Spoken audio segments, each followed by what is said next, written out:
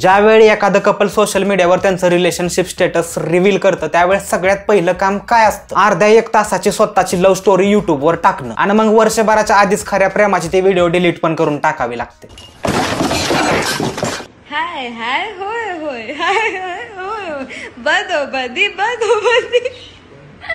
नका करू cringe please, तुम्ही सेलिब्रिटी आहे हे पण सगळं मलाच सांगावं लागतंय. सगळं एकदम व्यवस्थित चाललं होतं, मग नंतर ह्या गाण्यावर ह्यांनी रील बनवून टाकली. आता हे गाणं पण युट्यूबनं डिलीट करून टाकलं. 2 मुलं आली आणि गाडी त्यांची थांबवली. स्प्लेंडरवर आले होते ते आणि त्यांनी विचारलं की हो का नाही सांग. म्हणजे त्यांचा प्रश्न असा होता हो का नाही सांग. असं झालं काय हो का नाही सांग काय माझं तुझ्यावर प्रेम आहे हो का नाही सांग. खरी होती एकदम खरी होती, एकदम ओरिजिनल. मला तर लय खरी वाटली स्टोरी. तुमच्या हो का नाहीच्या नादात स्प्लेंडरचं नाव कशाला खराब करताय? नाही, सगळे इन्सिडेंट अशाच लोकांबरोबर का होतात? तसं पण मला हा इन्सिडेंट कमी आणि सूरज चव्हाणच्या वेब सिरीजची स्क्रिप्ट जास्त वाटते. मला असं झालं की चप्पल काढून मारेन तुला. मी तिथे लिटरली स्वतःहून कानाखाली मारली होती त्याला आणि त्याला ऑब्विस म्हणजे डेंजर, त्याला खूप घाण लागली होती ती कानाखाली. कानाखाली मारल्यावरती किती जोरात मारली होती आणि किती जोरात लागली ह्याचं तीव्र मापक तुम्ही स्वतः सोबत घेऊन फिरता का मग असं वरचीवर डोळ्यानं बघून पण कळतं. आज आपण बोलणार आहे ह्यांच्याबद्दल आणि ह्यांच्याबद्दल जर तुम्हाला जास्त काय माहित नसेल तर एकेकाळी अख्ख्या महाराष्ट्राला प्रश्न पडलेला एवढा मोठा ससा 10वीतच कसा. माझा नवरा मला उचलायला गेल तर मी म्हणेन नको नको मग मी खूप लाजेल. बघा, लय लोड घेत जाऊ नका. तुमच्या सगळ्यांचं स्वागत आहे परत एकदा काय होती आणि काय झालीच्या 4थ्या एपिसोड मध्ये. आपला स्वतःचा काय पर्सनल ह्याच्यात हेतू नाही, पब्लिकला या टॉपिकवर व्हिडिओ पाहिजे होता म्हणून हा व्हिडिओ बनवतोय. या सिरीजचा एकदम साधा सरळ सिंपल हेतू आहे की येणारी जी पिढी आहे त्यांना कळावं सोशल मीडियाची जी आभासी दुनिया आहे त्याचा खरा चेहरा त्या लोकांना दिसावा आणि मग त्यांनी पण त्यात चुका कराव्या. नाही, दिसतं तसं नसतं म्हणून तर जग फसतं. ह्या गोष्टीचा अर्थ पण लोकांना कळला पाहिजे ना. आणि तरी पण एखाद्याला जर समजत नसलं तर तुम्ही असंच समजा की मला बसलेल्या गाण्या उठवायची सवय आहे.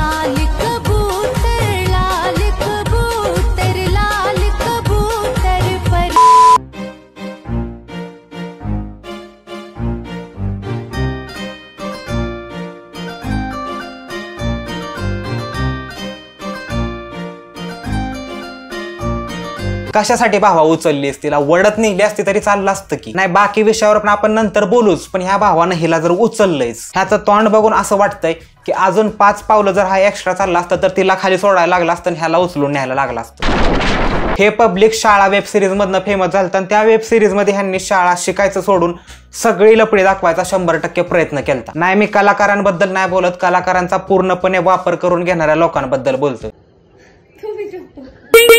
पकडलं मी हिला भांडताना. बघा कोणाशी भांडतीये फोनवर आणि किती रडगाणं गातीये ते नक्की शेवटपर्यंत बघा. काय संबंध? अनुश्री कोणासोबत भांडली ह्याच्यापेक्षा इम्पॉर्टंट आहे तिच्या कॉन्व्हर्सेशनचा व्हिडिओ बनला पाहिजे. व्ह्यूज पण पाहिजे होत्या ना. उगाच ह्यांना पब्लिक लाडानं काकू नाही म्हणत, ह्यांच्या सगळ्या सवयी काकू सारख्या साहित्या. आणि मी काय म्हणतोय, तू काय म्हणू नकोस आणि म्हणायचंच असलं तर लांब न म्हण. गळ्यात लोंबकाळायची काय गरज आहे? त्या मोदी नंतर देशाची काळजी फक्त मला एकट्यालाच आहे.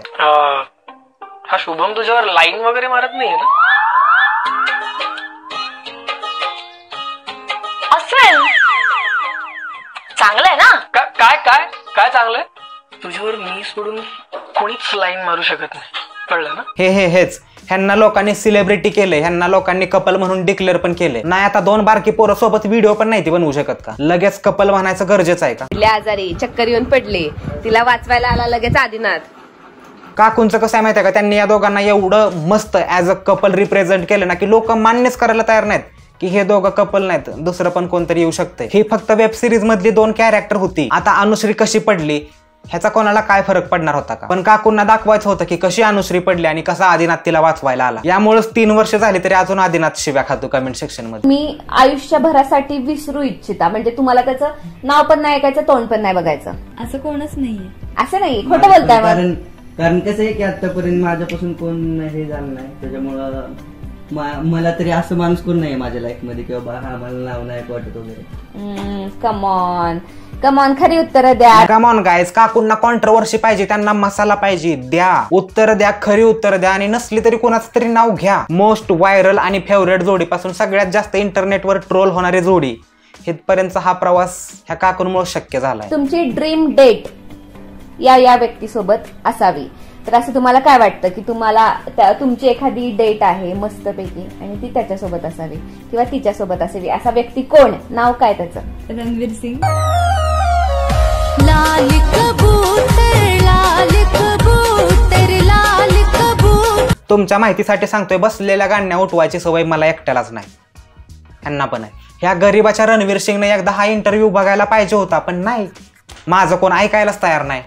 तुम्हाला सध्या रिलेशनशिप मध्ये यायचं आहे का नाही? वा, किती फालतू प्रश्न विचारलाय. 10वी-12वीतल्या पोरांना खरंच रिलेशनशिपची गरज आहे का? बालिश बुद्धी लोकांना प्रश्न विचारणारे पण त्यांचा मेंदू कुठेतरी घाण ठेवून आलते. 9वी-10वी पर्यंत पण ज्यांची शाळा नाही झाली त्यांनी ह्या काकूंच्या प्रश्नांवर एकदम फिलॉसॉफिकल उत्तर द्यावी अशी ह्यांची इच्छा आहे. आणि हा एक इंटरव्ह्यू किती महागाईत पडू शकतो हे तुम्हाला माहितीच आहे. याच्यावर डेडिकेटेड व्हिडिओ बनल्यात आपल्या पण चॅनलवर आहेत. आपण स्टार्ट करूयात की आमची लव्ह स्टोरी कुठून स्टार्ट झाली. ओके, लॉकडाऊन मध्ये.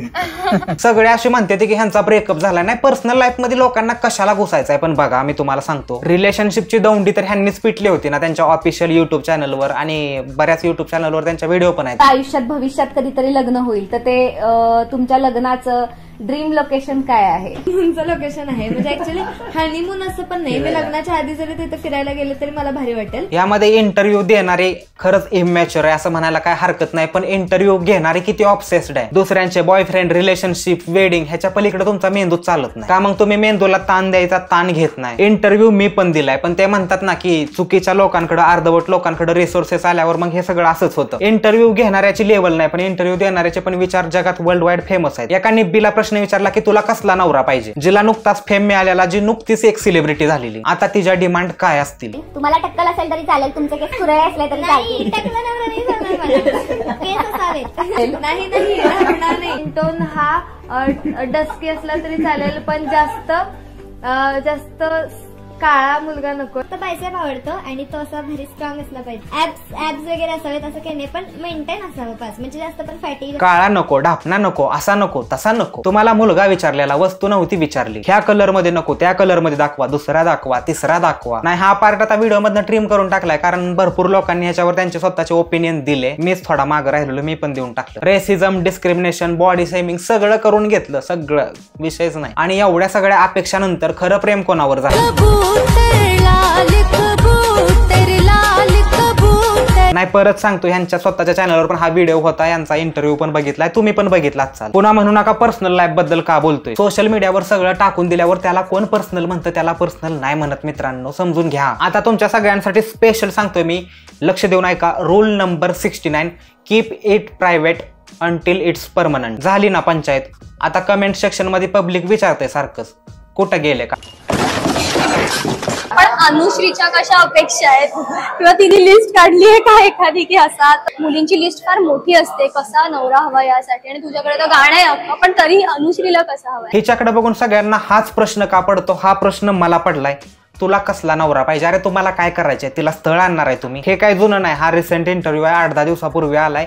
काळानुसार माणूस बदलतो, पण एवढ्या फास्ट बदलतो मी नव्हतं बघितलं. आधी रणवीर सिंग पाहिजे होता, मग त्यानुसार त्यांनी एक रणवीर सिंग तुमच्यासाठी इंट्रोड्यूस केला. आता बघूया ह्यांना अजून काय पाहिजे.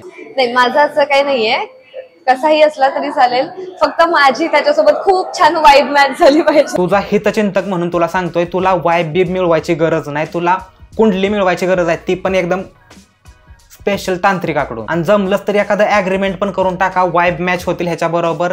डन करून नाही चालणार, वाईब कधी पण मिसमॅच होऊ शकते. मुली तुम्ही एवढ्या अपेक्षा ठेवून ठेवता, जर तुला जस्टिफाय करायचं असेल हे की हा आमच्या आहेत एवढ्या अपेक्षा. आता या थोर शास्त्रज्ञ, थोर तज्ञ, रिलेशनशिप तज्ञ मुलींच्या अपेक्षांची लिस्ट आपल्याला जस्टिफाय करून सांगणार आहे. मला असं वाटतं की आपण जो मुलगा निवडतो तर त्याच्यासोबत आपल्याला पूर्ण आयुष्य घालवायचं असतं. अच्छा, अतिशय उच्च विचारसरणी. 3 वर्षानंतर तुझ्याकडून लोकांनी हेच तर एक्सपेक्ट केलं. मी ह्या थिंकिंगची आहे की पुढे जाऊन आता खूप केसेस अशा आहेत की लग्नानंतर सुद्धा डायव्होर्स होतो किंवा बाळ झाल्यानंतर सुद्धा ते लोक सेपरेट राहायचा विचार करतात. तर आपल्याला त्या माणसासोबत राहायची इच्छा नाहीये आणि म्हणजे आहे, पण ती कधीतरी संपणार आहे. मराठीमध्ये एक म्हण आहे, कोळसा उगळावा तितका काळाच. आता ही म्हणच आहे, उगाच डोक्याला जास्त ताण घेत जाऊ नका. तू या थिंकिंगची नाहीये, याला इनसिक्युरिटी बोलतात. नाही, ह्यांना भविष्य कळतं, ह्यांना सगळं पुढचं दिसतंय, काय बोलणार आपण तरी. त्याच्यासोबत आयुष्य काढायचं, पूर्ण म्हातार पण काढायचं आणि मस्त जगायचं. ऍज यू सेड, जो तुला आवडतो तोच तू सिलेक्ट करणार आहे. आणि आवडायचा बंदच झाला तर मग त्याला काय तू कोलंबस देणार आहे का? नाही, सायलेंट मध्ये असू शकतं कुठंतरी म्हणून विचारलं. हे माझं पर्सनल नाही, कसं आहे असू शकतं एखाद्याचं. हे सगळं एवढं सांगण्यापेक्षा 2-4 अपेक्षा सांगितल्या असतात तर तुमचे जे फॉलोअर्स एवढे आस लावून बघत बसलेले हा तुमचा इंटरव्ह्यू त्यांना पण थोडंसं बरं वाटलं असतं. काय माहिती असं च प करत उत्तर देण्यापेक्षा हा प्रश्न स्किप केला असता तरी चालला असता. एवढी पण काय गरज नव्हती. आतापर्यंत हा आपल्या सिरीजचा 4था पार्ट आहे. काय होती आणि काय झाली बऱ्याच लोकांचं तुम्ही बघितलंय काय होते आणि काय झाली. हा एकमेव मेंबर आहे जो तसाच होता आणि तसाच राहिलाय. व्हिडिओच्या शेवटी व्हिडिओच्या टायटलला न्याय मिळाला असेल. मला वाटतं तुम्हाला ह्यांची ब्रेकअप स्टोरी ऐकायला भेटली असेल आणि नसेल भेटली तर it's not about love story breakup story. It's all about उच्च विचारसरणीचे उच्च विचार आणि यांच्या इनसिक्युरिटीज. हा व्हिडिओ इथपर्यंत बघितला असेल तर सगळे गाणी वाजणार मित्रमंडळ तुमचं आभार आहे. खूप खूप आभार आहे. आणि हा मानसी नाईकवर अजून एक व्हिडिओ येणार मराठीतली गरिबांची राखी सावंत. आणि जर तुम्हाला पाहिजे असला तर खाली कमेंट करून सांगा की व्हिडिओ पाहिजे म्हणून. भावांनो परत एकदा आठवण करून देतोय आर्यनचा सॉफ्टवेअर मिळवायचा चान्स सोडू नका. लिंकवर क्लिक करा आणि आर्यनला सांगा तुम्ही माझ्याकडून आलाय. तुम्ही तर बघितलंय मी कसे 44,000 रुपये कमवले. त्यामुळे एक पाऊल तुम्ही पण उचलाच. लावा गाणं. 2-4 हजार सबस्क्रायबर राहिले ते पूर्ण करून टाका. हा शेवटचा चान्स आहे आपला. तुम्हाला आत्ताच सांगतोय. धन्यवाद. लावा गाणं. तू शांती ठेव पण मी त्या रंबेला पटवणार आहे. काय दान काय तो अशी बी दिसतीस तशी बी दिसतीस काय